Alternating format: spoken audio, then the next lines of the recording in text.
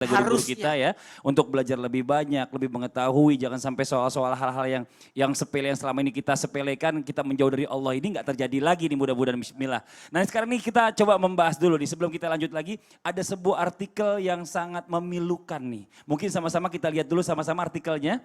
Ini dia nih artikelnya.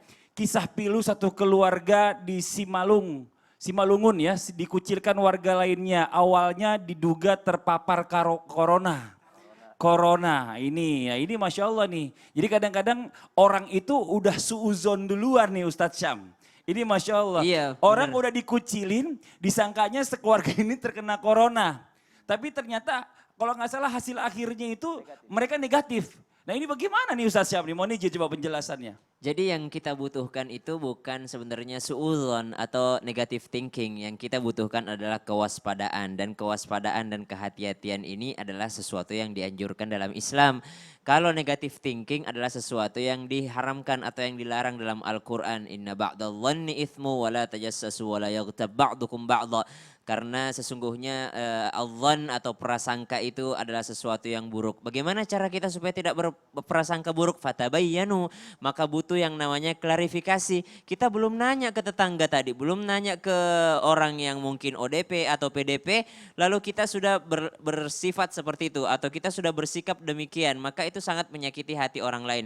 Kalaupun misalnya ada orang yang teridentifikasi misalnya terpapar virus, misalnya ada sesuatu penyakit yang kita tidak boleh datang ke sana, memang Rasulullah SAW jangan mencampurkan yang sakit dengan yang sehat gitu. Ada adab-adab dalam menjenguk orang sakit misalnya, mungkin penyakitnya menular, memang kita tidak diperbolehkan untuk mendekat. Akan tetapi ada akhlak-akhlak juga. Iya, tabayun dulu. Iya, tabayun dulu. Physical distancing bukan berarti social distancing. Makanya diralatkan tadi dikatakan sama WHO, Badan Kesehatan Dunia, bahwa bukan lagi social distancing. Tapi saling tenggang rasa, saling menghargai, saling menghormati itu tetap ada walaupun fisik kita berjauhan. Jangan seperti yang tadi itu Masya Allah dijauhi dan dikucilkan dan bahkan ada yang jenazah yang ditolak. Waliya'udzubillah ma'adallah. Ini karena kurangnya pengetahuan daripada padahal MUI sudah mengatur semuanya. Tenaga medis sudah mengatur semuanya dengan segala perlindungan, dengan segala resiko keamanan yang sudah diukur, ditakar semuanya. Maka dari itu dalam Al-Quran disebutkan, walaqad karramna bani Adam, sungguh kami telah memuliakan anak cucu Adam. Maka kata Allah tersinggung kalau ada anak cucu Adam yang kita kucilkan. Kalau ada anak cucu Adam yang kita hina mereka atau kita rendahkan mereka. Maka benar banget tema kita hari ini, jauhi penyakitnya, bukan yang kita jauhi adalah orangnya. Maka yang pertama adalah fatabayyanu, klarifikasi dulu lah. Carilah dulu informasi tentang bagaimana keadaan yang sesungguhnya, bagaimana situasi itu terjadi dan bagaimana supaya kita masih bisa berbuat baik kepadanya tanpa yang namanya berkontak langsung atau dengan cara menyentuh langsung. Maka waliya'udzubillah ketika ada sesuatu yang terjadi seperti ini dan kita menyinggung perasaan orang lain dan bukan hanya yang kita dijaga nih, yang kita jaga adalah orang lain. Maka dari itu ini juga yang kedua adalah kemarin kita ngobrol juga sama tim medis, beberapa teman kami tim medis Mas Fadli, ada juga orang-orang yang paling membahayakan bagi tim medis itu adalah pasien-pasien yang bohong.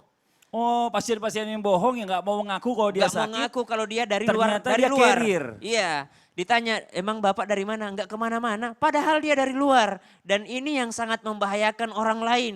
Membahayakan tim medis. Akhirnya tim medisnya ketika misalnya periksa gigi. Kata tim medisnya, bapak ada baru-baru ini habis keluar nggak? Enggak kok bu. Padahal dia dari luar. Dia nggak ngaku. Jadi peralatan yang dipakai oleh tim medis bukan peralatan yang seharusnya dipakai. Nggak sesuai SOP. Nggak sesuai SOP. Kenapa? Karena dia bilang, oh bukan karier kok, bukan ini kok. Ternyata Masya Allah tabarakallah, ternyata orang ini dari luar gitu loh. Dan ini sangat membahayakan adanya kebohongan. Harusnya kita jujur. Yang ketiga adalah ketika terpapar misalnya suatu penyakit itu bukan aib. Penyakit itu bukan aib. Betul. Maka jangan malu untuk mengaku ke dokter, jangan malu untuk berkonsultasi. Supaya apa? Bukan karena kita takut dijauhi oleh warga. Warga sudah diberikan sosialisasi. Kemudian yang dikatakan jangan takut di sini, jangan takut jujur. Supaya apa? Supaya kita tidak membahayakan orang lain. Bener. Maka sangat penting itu intinya tadi fatabayyanu atau klarifikasi tadi. Tapi kita juga nggak usah terlalu berprasangka buruk sama orang. Bener gak Ustadz Syam ya? Karena sebenarnya kita sendiri juga kita nggak tahu nih. Ya mohon izin sebelumnya ya. Ya mungkin Ustadz Maulana, saya, Ustadz Ahmad Khan, atau Ustadz Syam. Ternyata dari kita ini ada yang carrier. Maksudnya secara physically kita itu sehat.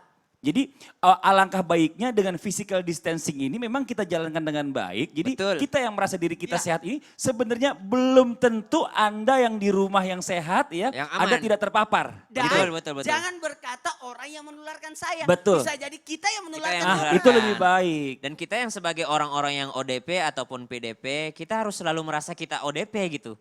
Maksudnya apa? Supaya kita waspada Menjaga. kepada orang lain. Ini ada orang tidak tahu ODP, PDP. Orang dalam pengawasan. Oh, ya. ODP itu orang dalam Dalam Iya, pengawasan. dalam pengawasan. Karena PDP? PDP Pasien. pasien dalam pengawasan gitu kan, pasien dalam pengawasan.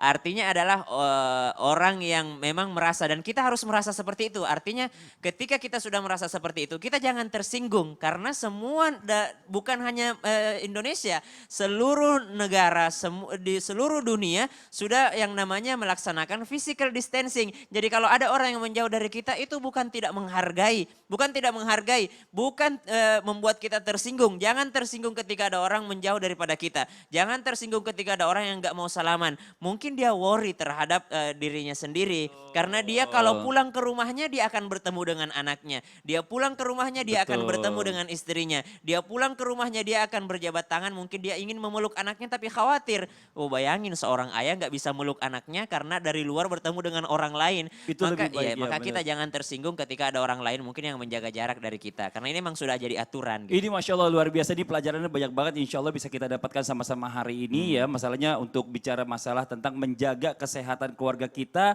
dari terpaparnya virus corona ini.